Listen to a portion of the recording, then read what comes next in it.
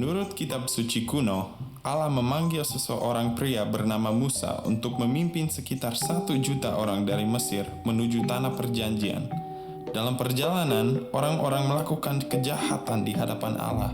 Maka Allah mengirim ular berbisa yang menggigit orang-orang, dan banyak dari mereka mati. Situasinya agak mirip dengan yang kita lihat hari ini dengan virus COVID-19. Orang-orang panik.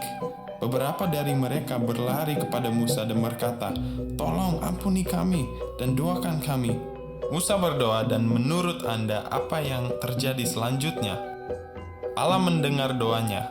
Allah memberitahunya, "Musa, buatlah ular yang terbuat dari tembaga, letakkan di atas tiang, dan dirikan tiangnya di depan orang banyak. Beritahukan mereka jika mereka digigit dan mereka menatap ular di tiang itu, maka mereka akan hidup. Jika tidak, mereka pasti akan mati." Dan itu terjadi seperti saat ini. Sampai hari ini, lambang ular yang tak lekang oleh waktu ini dapat ditemukan di rumah sakit, ambulans, apotek, dan tempat lain yang berhubungan dengan perawatan kesehatan. Bagaimanapun itu melambangkan obat terhadap penyakit.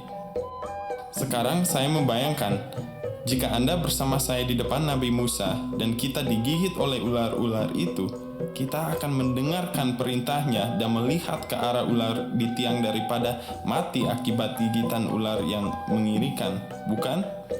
Bagus, karena ini ada hubungan dengan cerita selanjutnya. Apakah Anda ingin mendengarnya? Sekitar 1500 tahun setelah zaman Nabi Musa, menurut kitab suci kuno, seorang guru bernama Nikodemus berbincang dengan Isa Al-Masih. Nikodemus terkesan. Ia percaya bahwa Isa turun dari surga karena ia melakukan hal-hal yang hanya dapat dilakukan oleh Allah. Isa menjelaskan kepada Nikodemus bagaimana caranya memasuki kerajaan Allah. Dan akhirnya Isa berkata, "Sama seperti Musa mengangkat ular di atas tiang, aku juga harus diangkat, agar siapapun yang percaya padaku akan memiliki hidup yang kekal." Tahukah Anda bahwa semua orang pada akhirnya harus mati, apakah itu akibat COVID-19 atau sebab lainnya? Tetapi kabar baiknya adalah bahwa Isa tidak hanya menawarkan kepada kita obat secara fisik, tetapi obat kekal untuk memperbaiki hubungan kita yang rusak dengan Allah. Temanku, Isa mengasihimu. Ia ingin Anda memiliki hidup yang kekal. Menurut kitab suci kuno, Allah melihat bahwa hati semua orang di bumi telah hancur dan mereka tidak dapat mencapai standarnya. Jadi, Ia memutuskan untuk memperbaiki masalah ini.